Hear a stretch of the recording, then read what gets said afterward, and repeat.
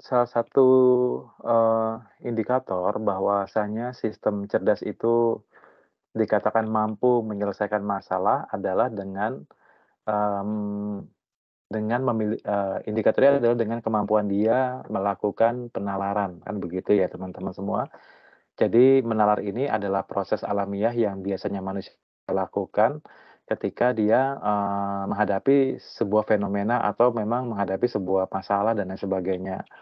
Nah sehingga, proses menalar ini melibatkan pencarian-pencarian, solusi gitu.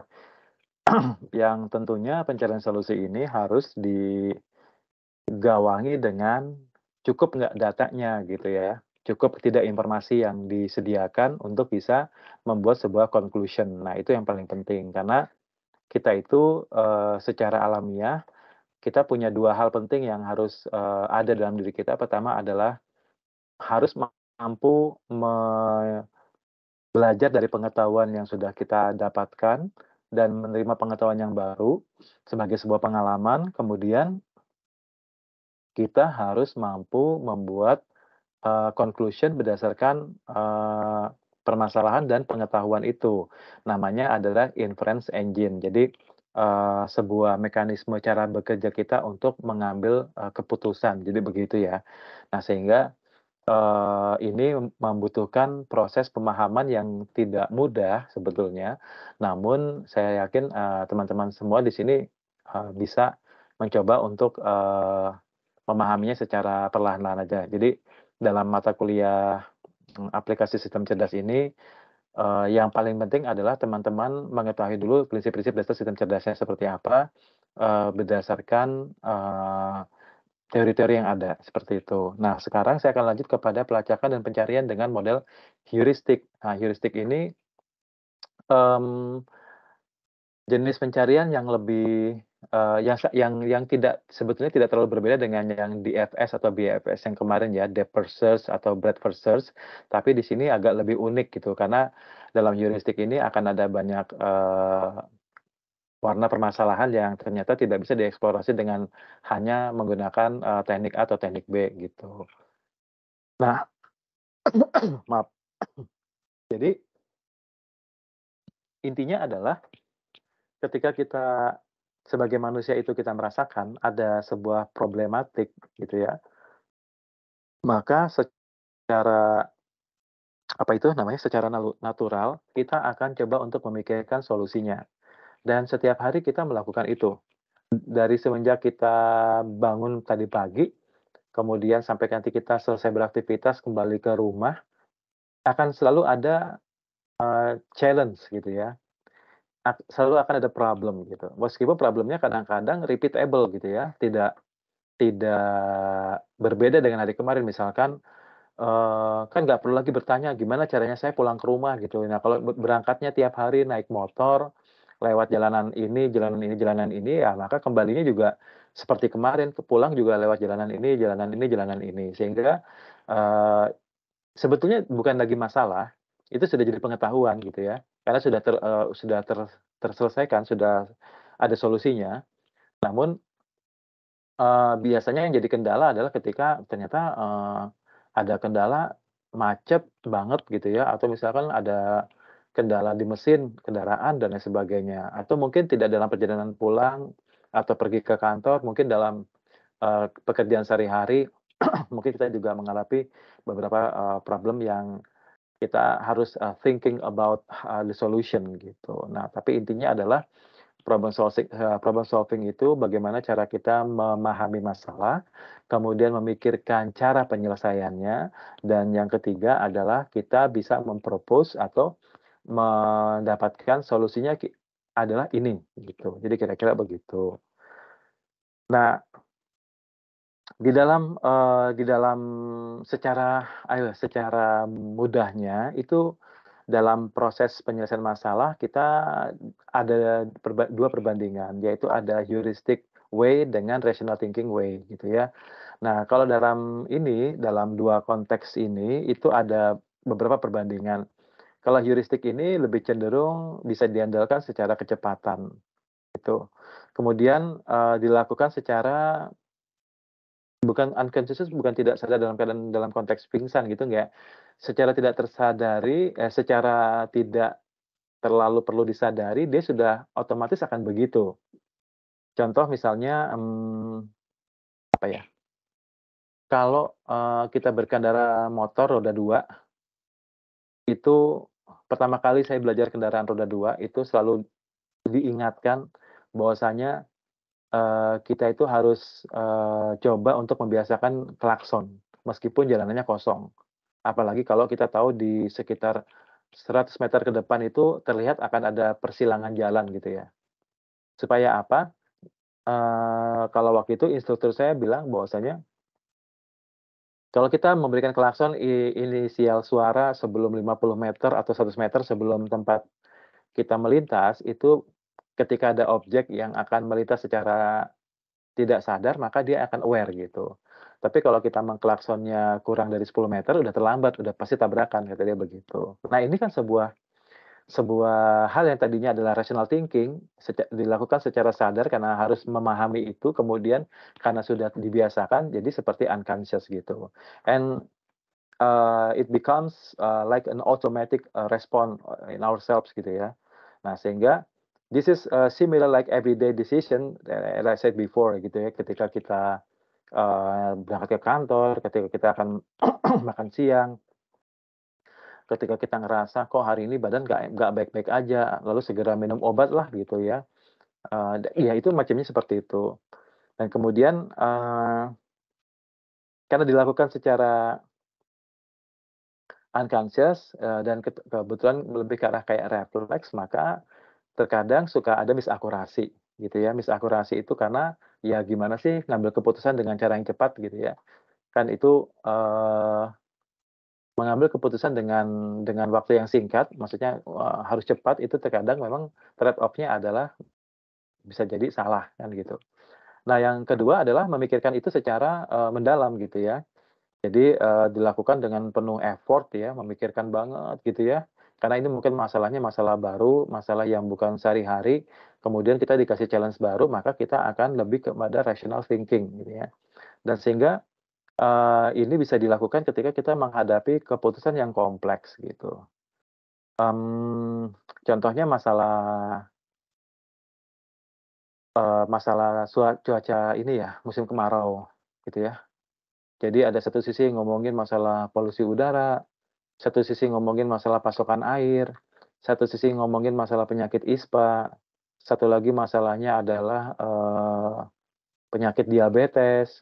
Apa sih hubungannya kemarau dengan diabetes? Kira-kira teman-teman tahu nggak?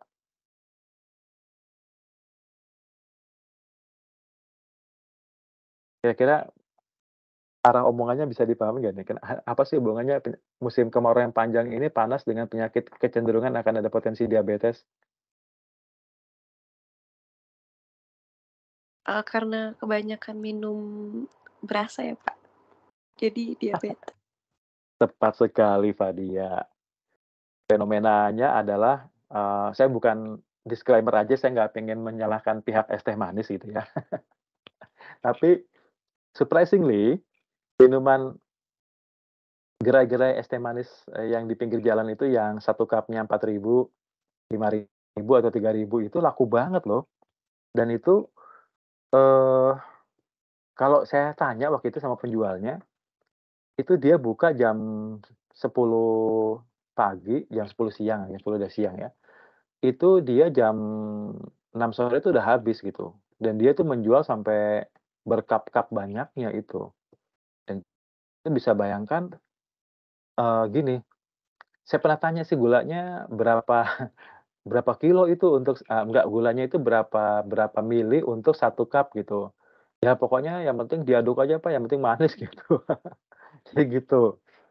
Nah, ya bukan saya nakut-nakutin atau bagaimana sih, enggak, tapi karena ukuran, kadar gulanya tidak terlalu dipertimbangkan secara ukuran, kan kemampuan orang-orang untuk mencerna gula itu berbeda.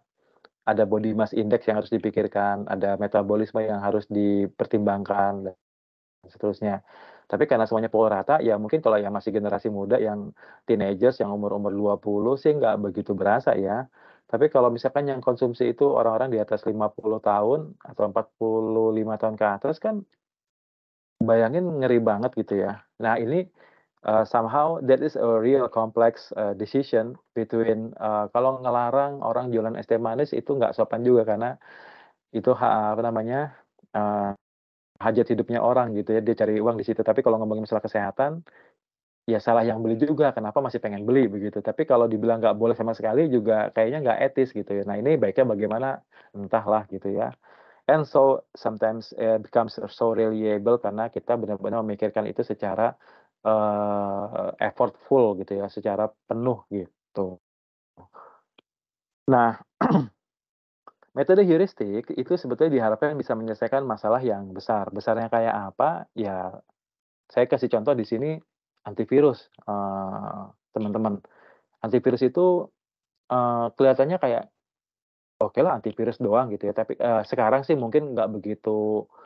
Sekarang itu kalau dengar antivirus nggak begitu wah banget gitu, nggak kayak tahun 95, tahun 96, pada zaman-zaman itu yang namanya antivirus itu menjadi sebuah challenging banget kalau saya itu pengen banget bisa bikin antivirus. Kenapa? Karena saya termasuk orang yang jadi korban sama virus gitu. Tapi efeknya adalah ketika saya tahu bikin antivirusnya harus bagaimana, itu saya jadi tertarik untuk bikin virus, itu masalahnya di situ. Tapi ya sudahlah akhirnya tidak usah diteruskan karena nggak ada manfaatnya juga bikin virus kan ngerusak punya orang juga nggak bagus kan gitu ya. Tapi, pelajaran yang mahal dari antivirus adalah, saya itu nggak tahu isi komputernya orang kayak apa. Saya itu nggak tahu sistem operasi dia diisi install apa aja, tetapi ketika dia install antivirus yang buatan saya, ketika dia melakukan proses scanning, maka proses scanning itu menyeluruh banget sampai ke akar-akarnya hard disk gitu. Dan kan teman-teman tahu ya, kalau teman-teman sendiri tengok, punya laptop masing-masing, ada file doc, ada file PDF, ada file PPT, ada file ini, file itu, kemudian ada file yang subfolder subfolder subfolder, ada file yang dikompres pakai zip, ada pakai RAR, kemudian ada yang macam-macam segalanya, ada data yang disimpan di banyak banget folder yang di sistem application Windows-nya, dan itu semuanya harus ditelusuri satu-satu, dan itu heuristik gitu. Jadi penelusuran sampai detail banget gitu ya. Nah itu heuristik. Makanya ketika lagi melakukan proses scanning antivirus, itu benar-benar, menyita energi dalam baterai itu sangat besar. Ya tapi, tujuannya adalah untuk aman gitu ya, untuk aman. Dan somehow Google did the same thing gitu ya. Google itu ketika teman-teman cari, keyword sesuatu misalkan, kelistrikan, maka dia akan melakukan pencarian heuristik yang sangat-sangat dalam ke semua server yang menyimpan informasi mengenai papers, news, about articles, about anything, about pictures, maybe videos or everything, sampai bisa ketemu muncul di halaman 1, halaman 2, halaman 3, halaman 4. Dan di Google itu kalau muncul di halaman 1 itu adalah yang paling akurat. Halaman 2 itu yang paling tidak terlalu akurat. Yang tidak terlalu akurat, sampai yang tidak terlalu akurat lagi, sampai yang paling tidak akurat itu yang paling pojok seperti itu. Dan Google itu kalau keyword-nya yang generik, dia akan bisa nampilkan sampai beberapa halaman, dan itu adalah pencarian yang heuristik. Dan buktinya apa? Ketika teman-teman searching, sesuatu kedua kalinya, ketiga kalinya di perangkat yang berbeda, itu hasil pencariannya bisa jadi nggak sama indeksnya. Nah, itu pencarian heuristik ya. Jadi, eee, pencarian heuristik ini, salah satu pendekatan yang kita buat untuk bisa mencari informasi sebanyak-banyaknya dan itu memberikan alternatif solusi. Jadi kira-kira gitu teman-teman ya. Nah, sebetulnya kalau digambarkan itu seperti kita mainan puzzle gitu. Jadi kalau kita mainan puzzle itu, di sini, ada beberapa, eee, angka yang angka itu sebetulnya kalau di kotak-atik itu harusnya tersusun dengan baik gitu ya. Jadi kalau teman-teman dulu pernah mungkin mainan puzzle atau di komputer, di laptop, nah itu sebetulnya pendekatan heuristik ya. Pendekatan heuristik artinya teman-teman tahu bahwasanya ada 8 puzzle. Oke, we have 8 puzzles as a data gitu ya. Kemudian, kita bisa memilih bagian apa yang ingin kita gerakan supaya puzzle itu tersusun. Nah, sehingga kita mengamati dulu kan, Jadi kalau zaman saya SD dulu tuh beli mainan ini tuh, ketika beli mainan puzzle yang dikotak-katik begini tuh saya ngeliatin dulu nih puzzle ini baiknya digerakin dari mana ya, gitu. Dan itu proses heuristik ya. Teman-teman, proses heuristik itu udah terbangun tuh di situ. Jadi kita harus, eee, tahu kita mau menggerakkan ke kiri atau ke kanan ya, gitu. Terus kemudian ke bawah atau ke atas ya, dan seterusnya. Nah, sehingga akan seperti itu. Nah, contoh misalkan, 1 saya ingin ruang kosongnya digeser ke kiri, ruang kosongnya kemudian digeser ke kanan, kemudian digeser ke bawah, kemudian digeser ke atas, sehingga bener nggak mencapai tujuan yang diharapkan, gitu. Nah, misalkan kondisinya benar 1, 2, 3, 4, 5, 6, 7, 8 ini kayak clockwise gitu ya. Jadi kayak mengikuti arah jarum 1, 2, 3, 4, 5, 6, 7, 8 berarti ini benar. Nah kan ini adalah, goals yang ingin dicapai gitu ya. Jadi kita, dalam tahapan ini, oke, finally I did, I found the solution gitu ya. I did it gitu ya. Jadi ini sebuah apa namanya itu, sebuah keberhasilan lah gitu, claim as a successful solution. Nah kemudian, kalau kita coba telusuri dengan baik-baik kenapa bisa seperti itu, ya kan kalau kita punya peluang kemungkinannya itu kita bisa gerakan ke kiri, kemudian kita gerakan ke kanan, kemudian kita gerakan ke atas, kemudian kita gerakan ke bawah, maka kita akan mendapatkan formasi seperti ini. Nah sehingga, ini akan mengubah keadaan awal sampai keadaan yang ke N. Nah, keadaan yang ke N itu solusinya ada di keberapa. Nah, itu nanti tergantung dari, banyaknya effort yang kita lakukan. Jadi sebetulnya, heuristik ini menemukan perkiraan cara apa aja. Mmm, kalau misalnya juga sama hal yang kayak kasus orang hilang di gunung, di hutan. Kasus orang hilang di hutan itu macamnya juga pakai pendekatan heuristik, teman-teman ya. Jadi kalau misalkan dulu saya pernah pernah kerja di kehutanan itu selama hampir 2 tahun, itu, saya benar-benar sama polisi hutan itu kerja bareng-bareng di hutan, saya kemudian bertanya gitu, "Kita kalau mencari orang tersesat di hutan, itu gimana caranya?" Ya kalau petugas polisi hutan itu dia udah tahu pasti dia akan melihat, eee, jalur mana yang pernah dilintasi sama orang, kemudian dia ngelihat ada bekas tapak atau enggak. Dan tapi kan segitu luasnya hutan, macam wilayah yang labirin gitu ya. Nah sehingga kita perlu memberikan tanda bahwa tadi kita sudah melewati pohon ini, kita sudah melewati step ini, kita sudah melewati step ini, step ini, step ini, sampai akhirnya ketika semua step yang ditandai itu sudah kita, lewati, maka setidaknya kita tahu, kita gagal atau berhasil gitu. Nah, finally kan pernah juga ada kasus orang hilang di hutan, tidak ketemu di hutannya, tapi ternyata dia, loncat, di perkiraannya itu loncat dari tebing tebing yang ada di sisi hutan itu menuju ke bawah gitu. Jadi kalau nggak salah itu dia menghantam batu besar yang ada di kali itu. Jadi korban itu ya matinya di atas batu itu ya. Nah tapi kan itu sudah pencarian heuristik ya, akhirnya kita tandai gitu bahwasanya area tebing ini, kalau udah mentok di mana-mana nggak ketemu, berarti ke area tebing, dan di bawah tebing itu ada apa, biasanya begitu. Nah itu heuristik juga sama gitu ya. Nah pada pencarian heuristik yang perlu ada informasi awal ya teman-teman ya. Jadi definisi sistem cerdas itu tetap perlu yang namanya informasi awal. Jadi kalau nggak ada informasi awal itu susah banget sebetulnya. Makanya dari awal tuh saya bilang, kalau kita itu sebagai manusia aja, kalau kita nggak punya data atau informasi, maka kita nggak bisa kemana mana, nggak bisa ngapa-ngapain. Karena kita perlu data dan informasi untuk bisa punya tindakan. Nah bayangkan kalau hari ini kita bangun di pagi hari, nikmat mengingatnya hilang gitu. Nah kira-kira gimana? Ada yang bisa jawab nggak? Nikmat mengingatnya hilang gitu. Kira-kira mau ngapain?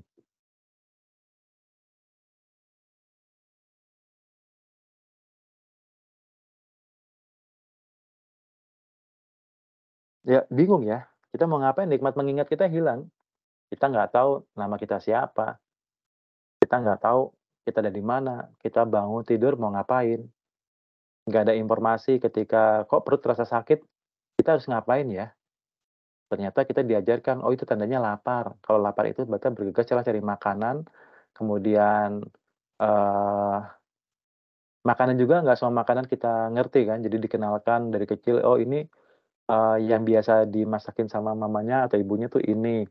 Nah, kamu akan cenderung cari makan dengan rasa yang begitu atau dengan menu yang sama seperti itu dan itu adalah proses, information, retrieval-nya seperti itu. Nah, jadi informasi awal itu yang kalau kasus kayak Pastor tadi, jumlah ruang yang menempati posisi benar adalah yang lebih diharapkan. Jadi kita tahu nih, posisi benarnya itu harusnya gini loh, gitu. Kemudian jumlah ruang yang menempati posisi yang salah, itu harapannya adalah nggak terlalu banyak. Kenapa? Karena makin banyak yang peluang salahnya, itu makin pusing, gitu. Jadi kita harapannya adalah sebetulnya yang banyak peluang benarnya lebih tinggi, gitu.